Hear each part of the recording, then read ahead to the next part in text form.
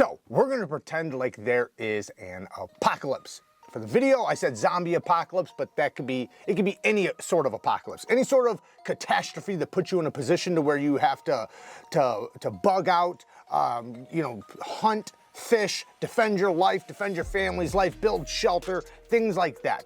And when you really think about it, it's not like crazy unlikely that a situation like that can happen.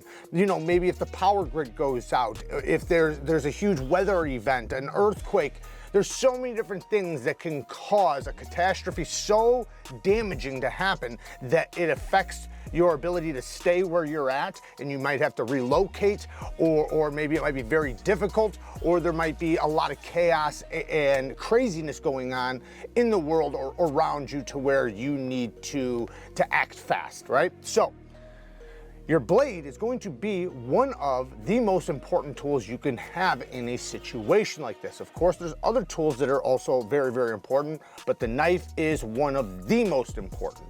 So if we had to choose, and listen, before you start typing, we already know, everybody knows, say it with me, get a fixed blade, right? Get a fixed blade. We all know fixed blades are the best, and that's what you should use. But if you had to use a folder, if you had to, what would be the folding knife to use in an apocalypse?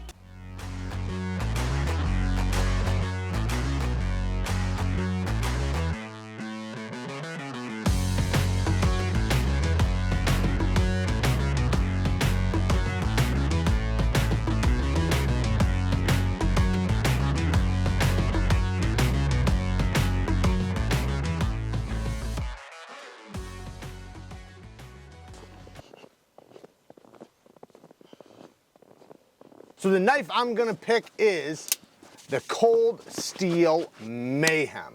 This is a newer knife design from Cold Steel, and it is insane. This thing has a 13.5-inch overall length, 13.5 inches, 6-inch blade.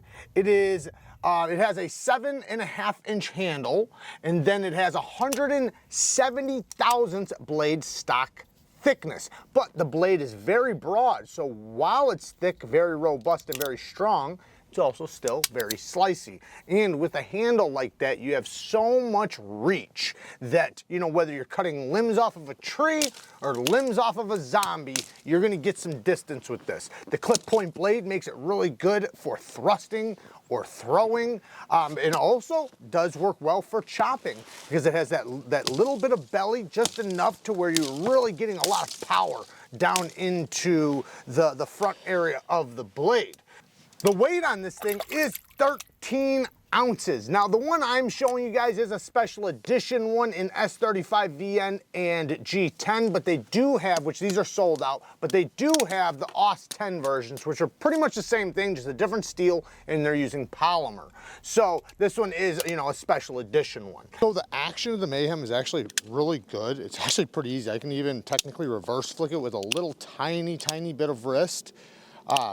It has actually a good detent, which I'm happy to see because my Cold Steel Engage does not. It has a very soft detent, which makes it not satisfying at all to deploy, and it kind of makes it feel a little unsafe. This one, you can kind of see it pulls itself back in. You can use the lock, obviously, to open it. You can also do the swing motion where you just give it some momentum. That works pretty good because it's a heavy blade, of course. But you can also, by the way, you can disengage it with your thumb, let it drop down to your pointer finger like you do triad locks. It's pretty easy. But the thumb flick is pretty good. There's so much room on this handle, so it is big to deploy. That's the thing, it's big, but man, once you get kind of used to it, man, it's really easy, man. You can get it out very, very quickly. So, and it doesn't carry too shabby. It's not too bad. I mean, it'll fit right in my pocket. I got another knife in my pocket right now as it is. So, obviously it's a big knife, but as long as you got, man jeans, with good pockets, the ladies seem to have shallow pockets, but as long as you got some deep pockets, you'll be pretty good.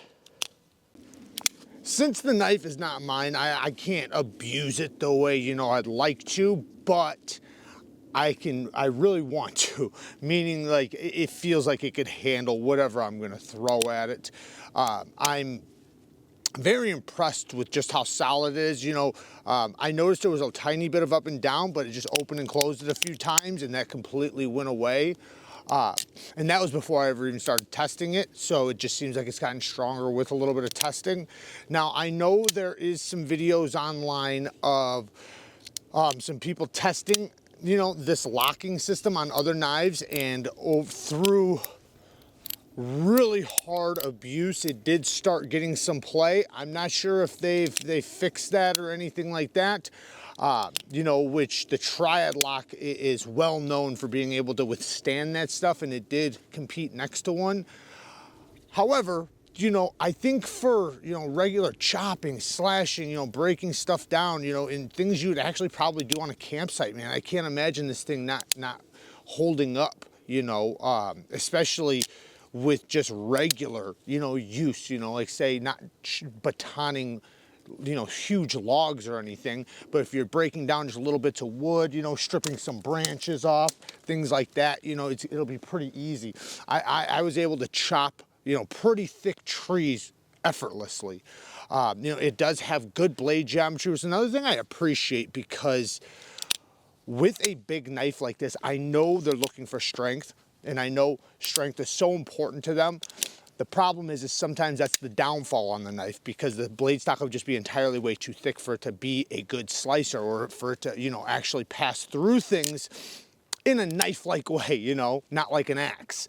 Cold Steel tested this knife and tested the lock strength. Now, I've heard rumors that it does exceed over 1,000 pounds, but the test that I saw from Cold Steel, they maxed out their the gauge that they were using, which went up to 880 pounds. Now, that was thanks to Luke from Calculated Survival. He helped design that contraption to do the testing on the lock strength, and that's very cool, so shout out to him. He also has a YouTube channel that you can check out. But 880 pounds, it held up, and afterwards it was still solid. Supposedly it didn't have any play or anything like that. The action was still good, and that was at 880 pounds. So that's like if I, you know, basically dropped weight. If I had this clamped in and I dropped weight on the blade, how much pressure would it take till it closed or till it failed, right? So since it did over 880 pounds and was still in perfect condition, I would probably guess that, yeah, over 1,000 pounds is probably, you know, probably about right. So this actually has a reasonable blade stock thickness that's nice and robust. It's nice and tough. It's gonna be sturdy enough to do whatever, but thin enough to where it's gonna slice really good. And you know, and I can feel that, you know, if I wanted to actually use it, like say for food prep, or, you know, yeah, food prep or whatever, you know, where I'm breaking down cardboard, cutting straps, ropes, this thing feels like it would be good, like great. And I have cut down some cardboard with it, and it did great, you know, and I did cut up some fruits and stuff like that. Not a ton, but you know, it works really, really well. This is a great camp tool, and that's why I'm calling it, you know, a good apocalypse knife. I think if you're gonna have a folding knife, there's only a handful of folding knives I would actually bring to a battle. And usually a folder is not one of them, right? I did compare this next to my FOBOS, one of my FOBOS knives. I have 3 FOBOS knives. I freaking love those knives. They are fixed blades. This thing is even bigger than my FOBOS. And, you know, obviously a fixed blade is just gonna be a lot more durable, you know, but if you did have to use a folding knife, you know, this just might be the one. You know, I feel like I could throw it, and I know I can throw it. I threw it very short distances, but I did, you know, yeah, like really short. I just literally just threw it into stuff, but I feel like I could get a little bit of distance with this, you know, and really do some penetrating with this, you know, and then, like, you know, you have so much distance with the blade because it's so long, you know, it feels great, you know. So if you just listen, you can hear the lock, the way it engages.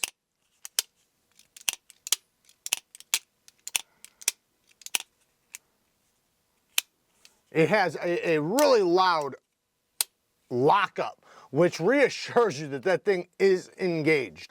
If I compare it to some other cold steels, you can kind of get a general idea on the size of it. It is an absolute beast. It's way bigger than the 4 Max. I have not tried the 5 Max yet, which I do want to, but it is a lot bigger than the 4 Max, and you know, you have a lot more distance with the blade because of the you know, obviously because of the length, but what I meant was like it definitely feels like a better chopper than something like the 4 Max. You feel like it feels like it's a little bit more slicey, and you feel like you have a lot more reach, and you feel like there's gonna be a lot more power generated into that area when you chop. It feels like it was designed for chopping. Now, if you are wanting something, you know, quite a bit more practical as far as a fixed blade, a USA made fixed blade, check out FOBOS knives. I cannot recommend these guys enough. I have 3 knives from them, and all 3 of them I love. And they use premium materials. This one's Magna Cut. I got a 3V one and an S35VN one.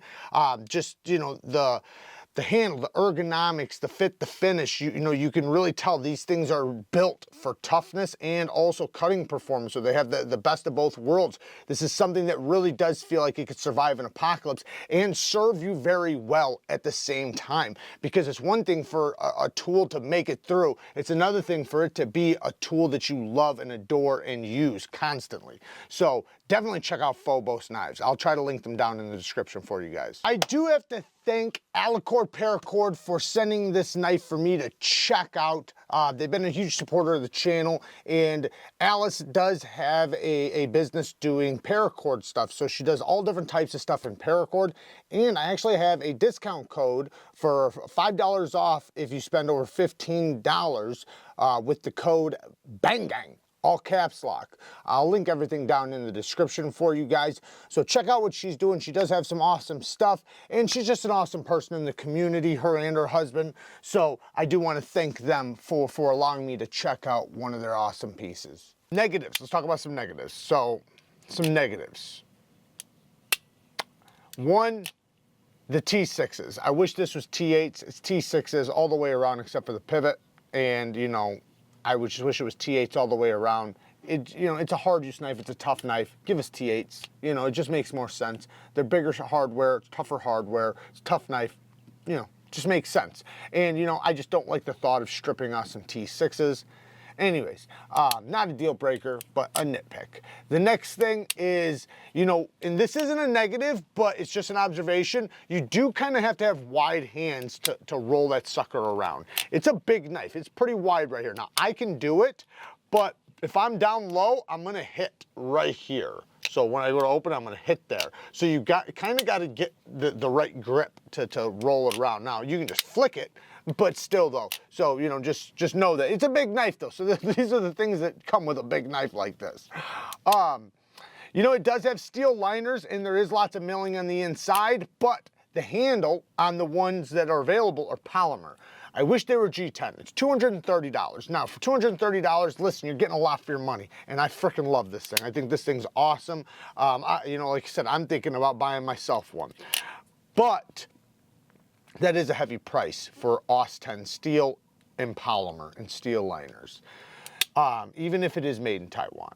So it'd be nice if they just gave you the G10. If this is G10, I think this is G10. This has got to be G10. It feels like G10. But is it that big of a deal? Are people really going to notice that much? Probably not. You know, it's a hard use knife. It's a tough knife. I don't think that's that big of a deal, but it's just kind of a consideration, you know, considering the price. And, you know, going back to the price, you know, AUS 10 for $230, it's tough, but it is badass, though, you know, and badassery sometimes comes with a cost. So you got to pay the cost to play, right? All in all, man, all in all, I freaking love it. I think it's a badassery all the way around. You know, it really feels like a knife that you really do feel like you could take into an apocalypse. This does feel like something that, like, if you really had to think about something to put in your pocket for a catastrophe of some sort, this would probably be the one for me. Now, this other little negative really quick, and I want to make sure I say this as a disclaimer because people will say it down in the comments. And I kind of already hinted to it before. The the cold steel was the Engage with the cold steel Engage with the Atlas lock went head to head with the Triad lock in a video, okay? I've only seen one video, so it could be just that one. Now, while that same model, the Engage, held over 800 pounds on its spine as well, I think it was over 800, it was either over 700 or over 800 pounds on its spine as well, very similar to the Triad lock, through real hard use abuse and not just hanging something from the spine, but actually chopping, batoning, and brutally beating on the knife, it did get a bunch of play in the pivot and it was rattling and stuff. The lock still worked, it's still engaged, but it had some movement. While the Triad lock just got stronger. And that's kind of the beautiful thing with the Triad lock, is that you really have no insecurities with the Triad lock, just because it's been tested and proven so damn much that it's like the more abuse you put on it, it just seems like the tighter it gets and the stronger it gets, instead of getting looser, which that's the way that lock was designed for.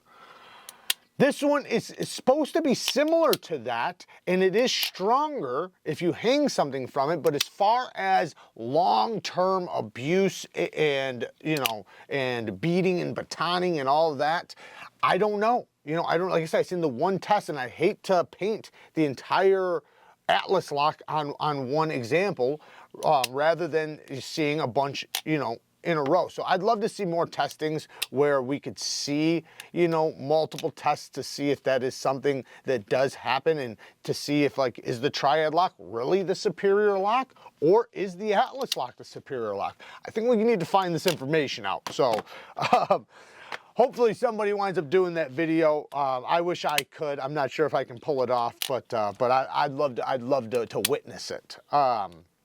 I'd love to be the one to do it too.